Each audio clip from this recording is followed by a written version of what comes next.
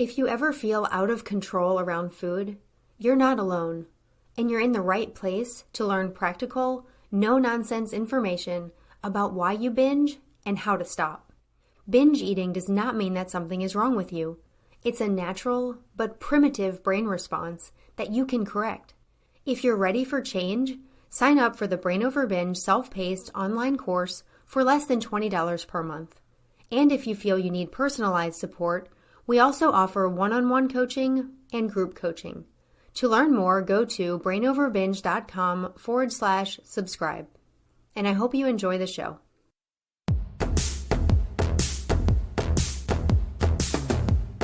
Welcome to the Brain Over Binge podcast, where you learn a simple, brain-based approach to ending binge eating. I'm Katherine Hansen, and I'm happy to be here for another show and another year on the podcast. I started this podcast just over 6 years ago, and at the time I didn't know how long I would keep it going. All I knew was that I wanted to share the basics of Brain Over Binge and answer some common questions for anyone that this information could help. And I've been so grateful to just keep making new episodes and exploring new topics and bringing on new guests and individuals to share their own stories. Speaking of exploring new topics with guests, that's what I have for you today. And it's a very interesting topic and something that I've never discussed here on the podcast. I'm happy that my wonderful boyfriend, Jeff, is back on the show, and I'm going to be sharing a conversation that we had about the connection between marijuana use, overeating, and binge eating. As most of you may already know, marijuana often has the effect of stimulating appetite and the desire for food. And Jeff pointed out to me that in some cases, this can look and feel a lot like binge eating episodes.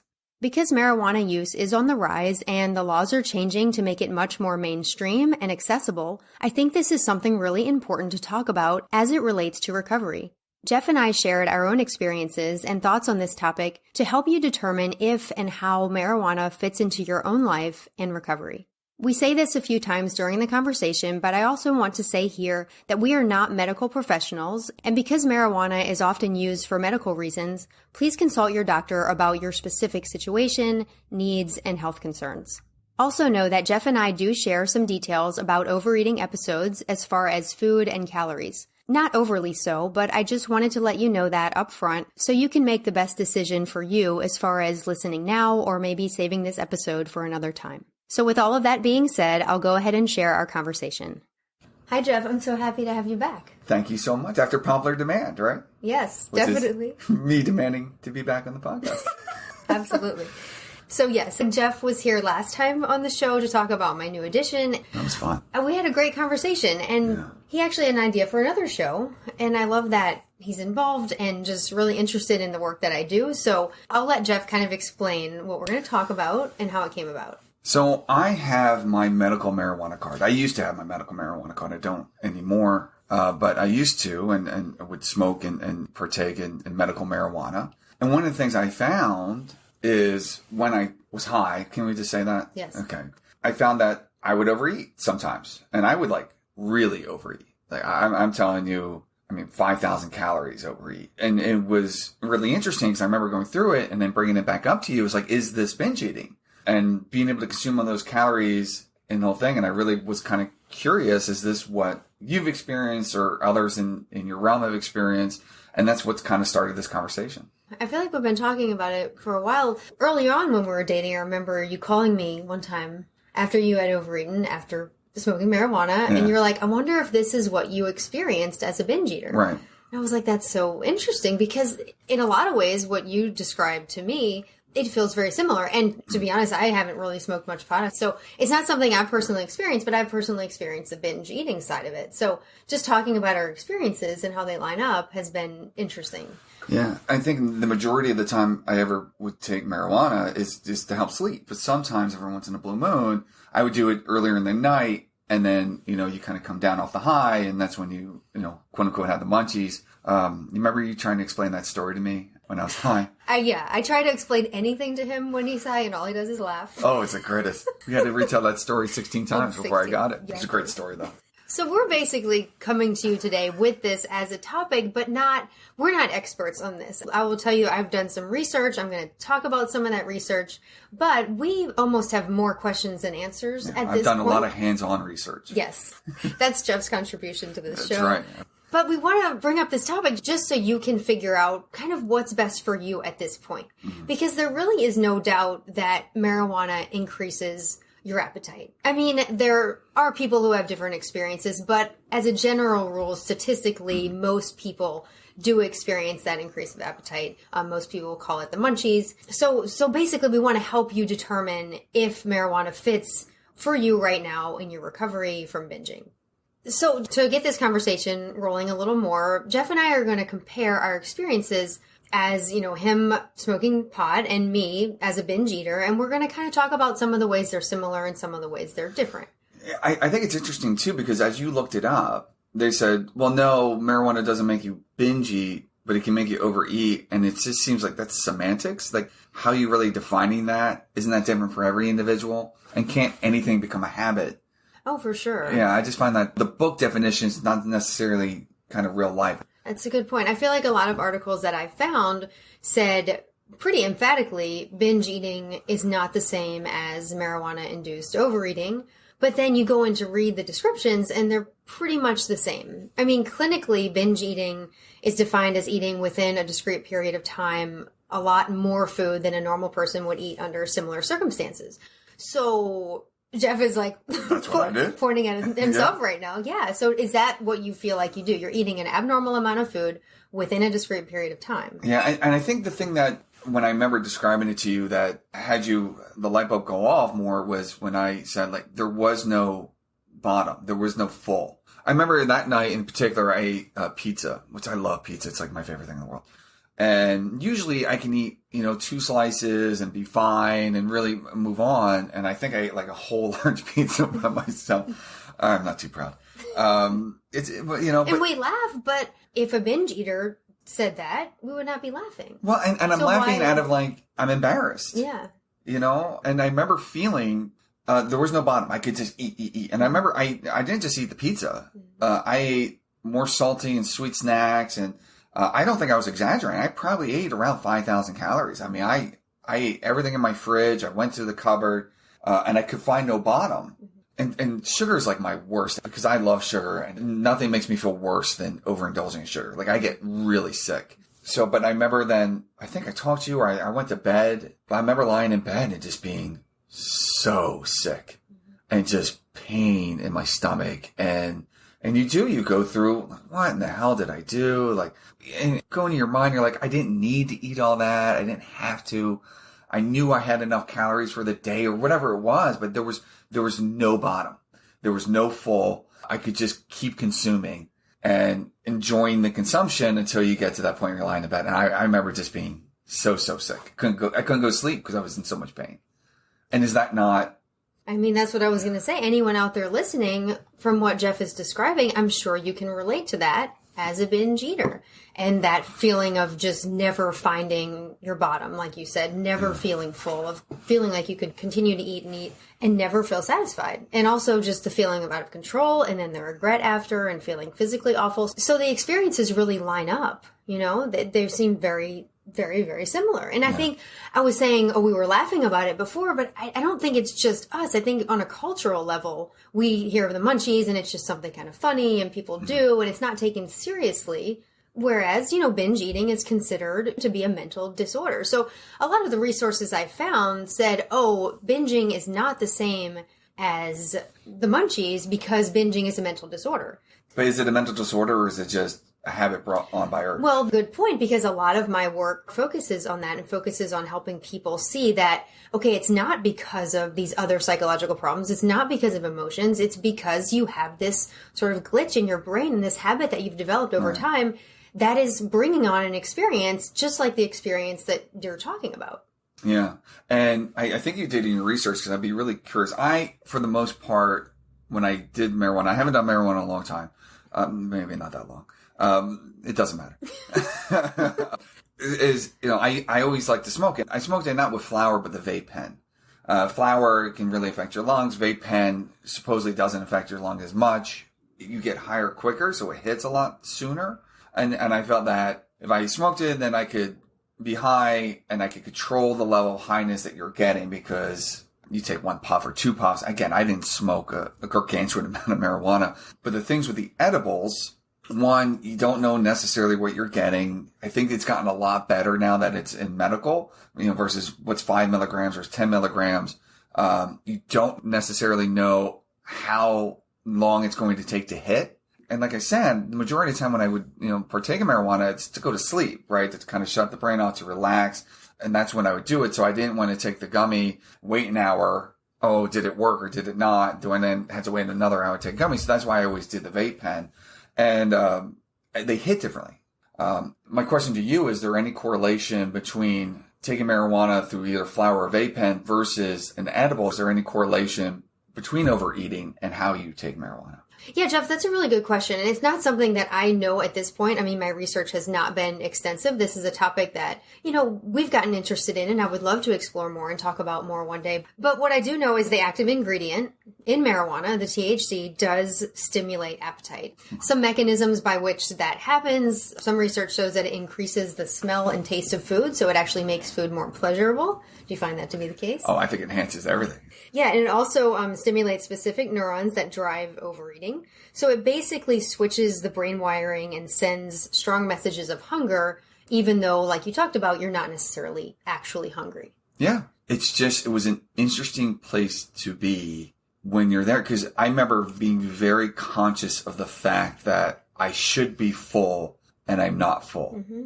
It lines up so much with the experience of a binge eater, because it is, as I talk about in my books, binging is also a brain wiring issue. Your brain is malfunctioning, if that's the right word, because of a habit, because of also survival instincts. When you diet, you put your brain in this state where your body does shut down your fullness, because that's what you need to survive. You don't need that off switch. You don't need to feel full if you're starving, right? So it's kind of a similar thing. If you're dieting and really depriving the body, you're not going to feel full in the same way that marijuana sort of artificially shuts down that fullness signal. That make sense? It does make sense, but it's interesting too, I guess, because you're saying that the THC specifically targets those neurons in the brain, because with alcohol, which I honestly believe alcohol is worse than marijuana, it can damage your whole thought process. And doesn't that lead to lessening inhibitions, right? The first thing alcohol goes after is judgment.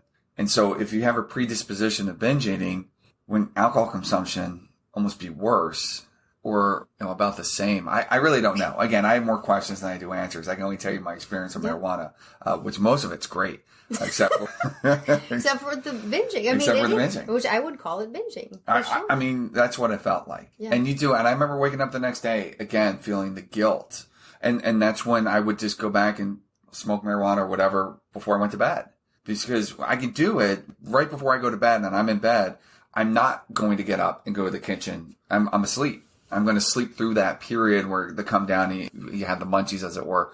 And that's when majority do, unless we're at a Revolution concert, and then that's different rules. Exactly. And that's a good point, I think, for people to know. People who do smoke marijuana are recovering from binging and really feel like they need the marijuana. I mean, some people are prescribed it for anxiety, for different conditions, and it has a use, and it's very helpful for some people. So things like you're saying, of as far as going to sleep and timing it right, so you sort of avoid being awake for this time that your appetite is abnormal, is a good tip. Now, we're of course not doctors, and speak to your doctor, but it is something to bring up that you are also struggling with binge eating, and maybe you can come up with a plan to see how it can fit into your life without affecting your recovery.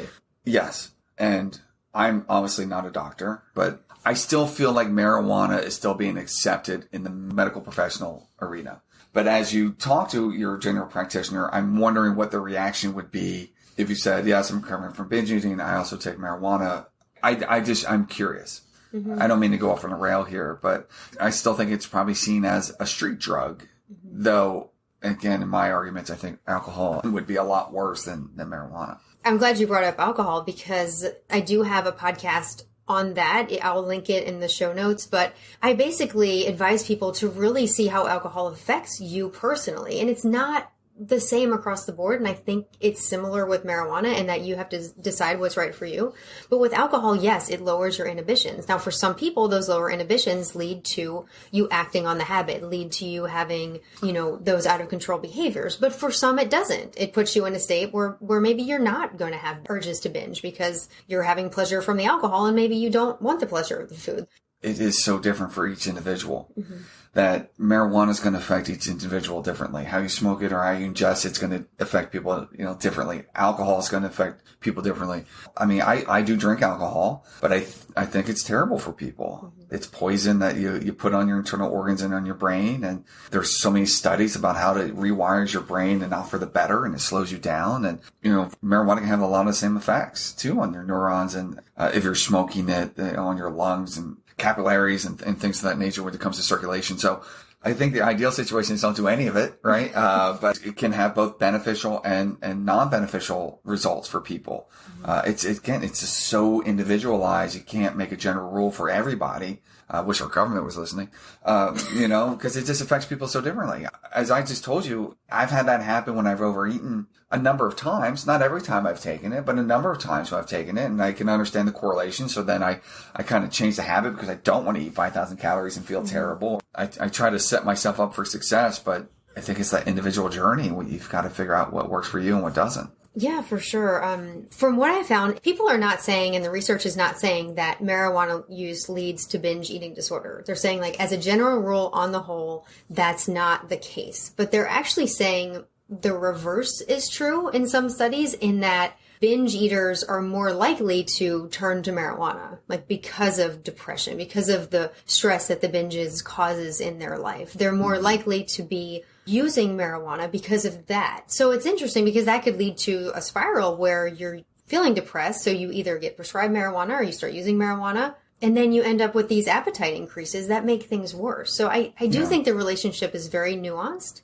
And I'm sure there will be more studies that come out. But for now, I really recommend just, looking at the research for yourself and also just your personal experience. Yeah, I think those things can be leaned in too much, especially when it comes to marijuana. I don't know if I mentioned this in the last podcast, but I'm a veteran. Did I mention that? I don't think so. No. So I went to Afghanistan and Iraq. I'm a combat veteran. And they'll say, for PTSD, you should smoke marijuana. I think when you're reliant on anything external, it can lead to these habits. And as you write in your book, it's breaking the habit and the urge. And I've seen my fellow soldiers just become now dependent. Now, obviously, it's not a physical addiction. But again, as you articulate in your book, it's not about a physical addiction. It's about, the mental addiction and the habit that you're forming. I always encourage, yes, if you need to smoke marijuana to get over the hump, I'm not a doctor, but I would, say that does work. But if you're not doing some sort of meditation or some sort of other practices outside of it, that you're not reliant on an external thing, whether it be food, alcohol, marijuana, then I don't think that's the right path as a whole.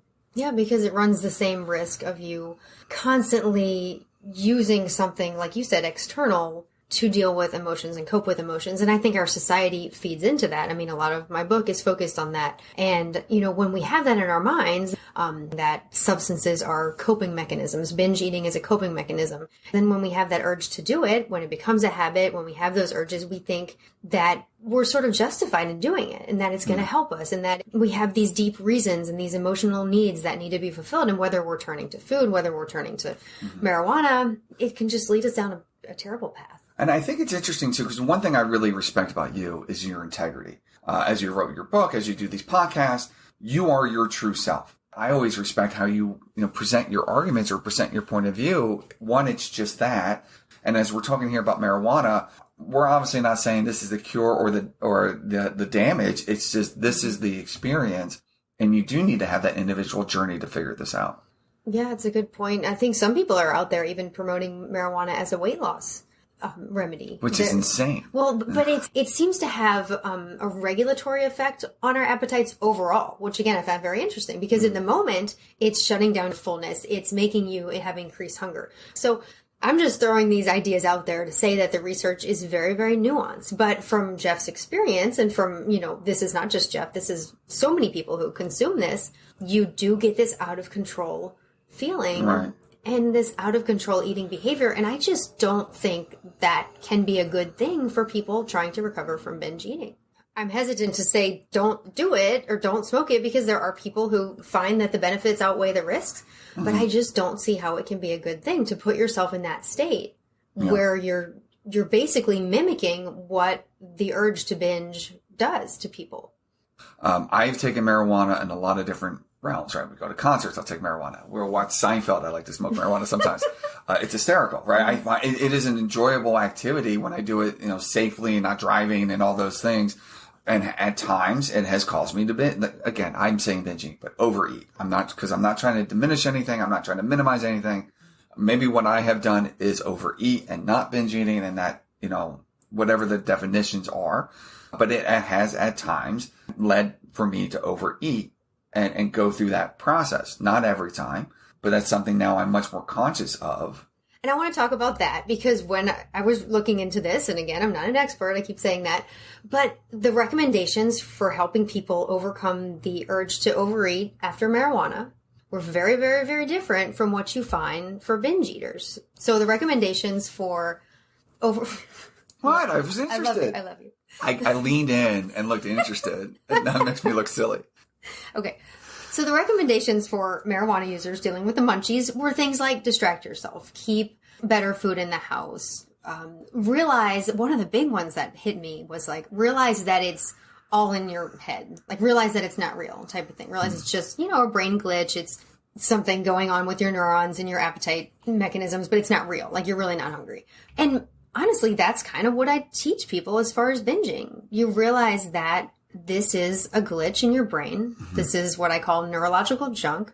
It's a habit your brain has created. It's a pattern that your neurons have gotten into that it's firing, but it doesn't mean that you're actually hungry. It doesn't mean you actually need those calories. Yeah. And you basically have to write it out. And that is what the recommendation was to the marijuana users. But then you go to binge eating and it's like cope with your emotions and learn to deal with depression. And no one is telling that to someone who's high having a brain glitch because they're high, but they're telling that to a binge eater who's having a brain glitch for a variety of reasons because of dieting or... Well, I mean, again, use this or don't use this.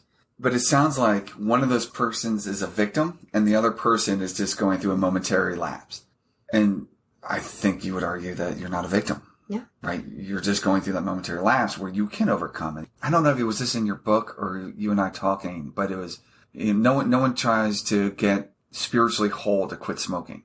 Oh, yeah. Same thing and you don't get spiritually whole to overcome the munchies. Yeah. Yeah. I think what was interesting though, because I'm recalling now as our conversation, when I first started eating that pizza, it was, I'm starving. I mean, it was real. And this is before we had the conversation for me to have that extra layer of consciousness over it. Because when I was eating, I felt like I needed to eat. Like I was starving. Like to say, just sit down and you'll be fine. I would have said that is a lie. Like, I remember feeling, oh my gosh, I have to eat. And so I think after our conversation and kind of working through it, there is that next level of consciousness to where when you do feel that way, when I have felt that way, I can say, okay, I'm going through this momentarily and it will subside.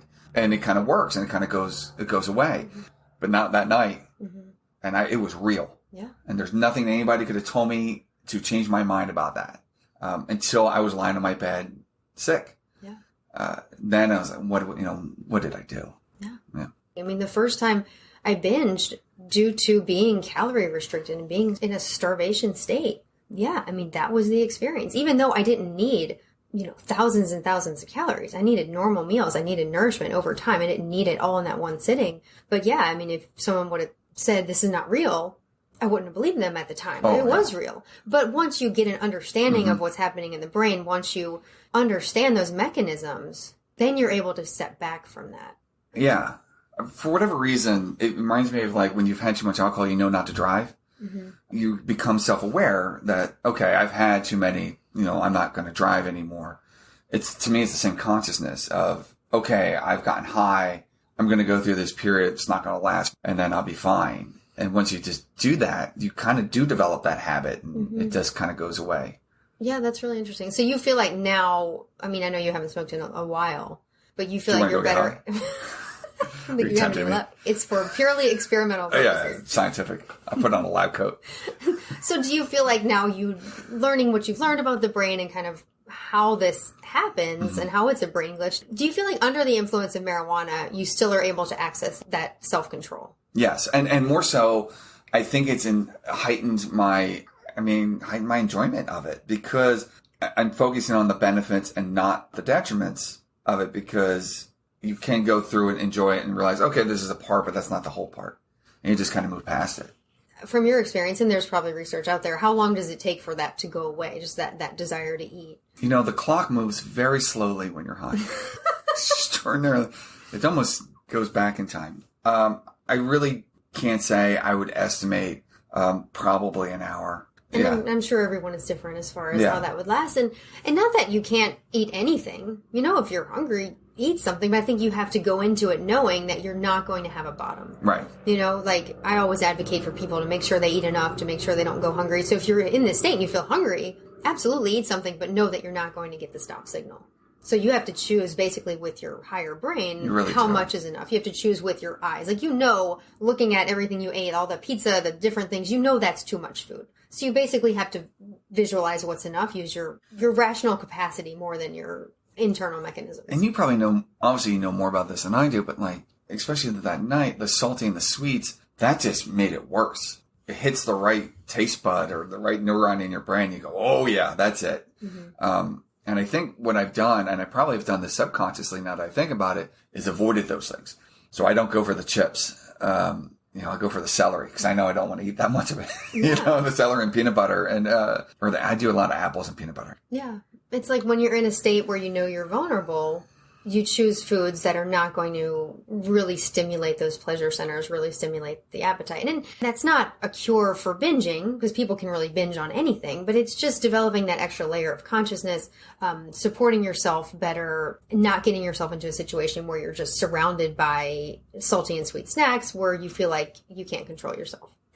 I feel like we've covered this pretty thoroughly. I mean, I know there's more we could talk about. I feel like I was very unhelpful. What do you mean? I don't feel like I provided any definitive answers. And you're not supposed to. I know, but I mean, I feel like just you describing your experience, it normalizes it for people. You're like a healthy man without an eating disorder, and you can have something flip in your brain. Jeff is in good shape. He eats a lot, but not terribly unhealthy. And just to hear him talk about this experience of marijuana is flipping the switch in his brain to almost kind of make him become a binge eater in the moment. And whether or not we want to call it that. I hope it just gives you some level of comfort that you're not alone in these experiences that you have. And Jeff, would you like to say something to that? I think that's the really interesting part. And I think that's really where it sparked this conversation.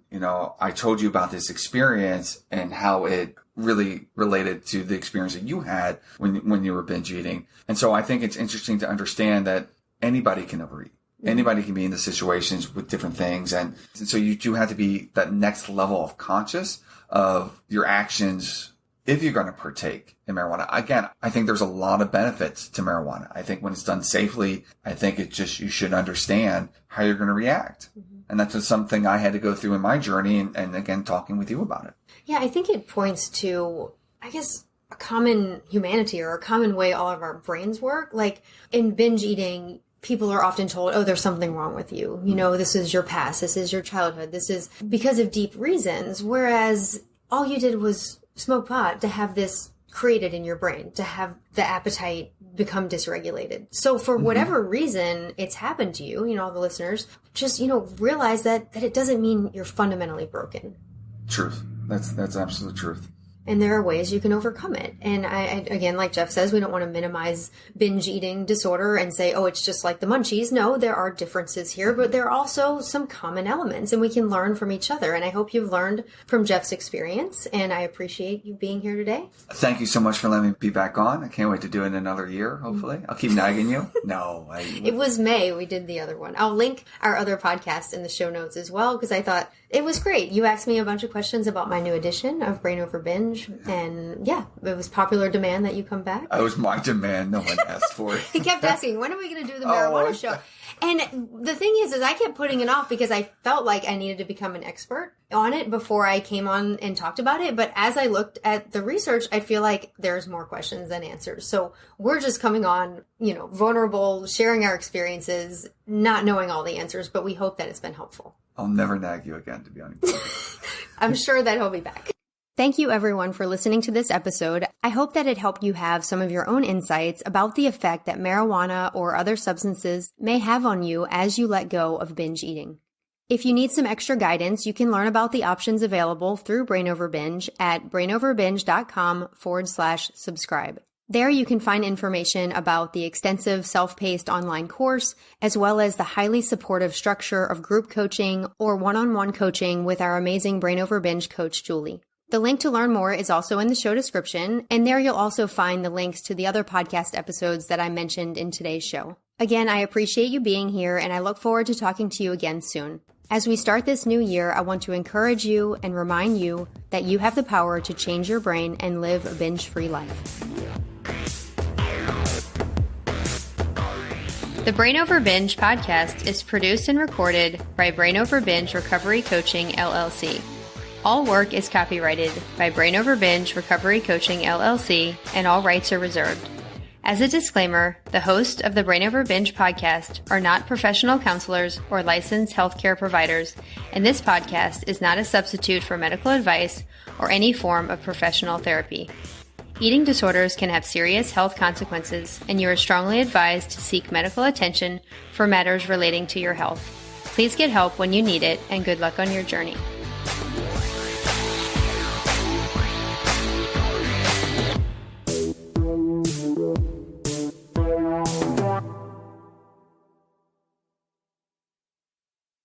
Need more help?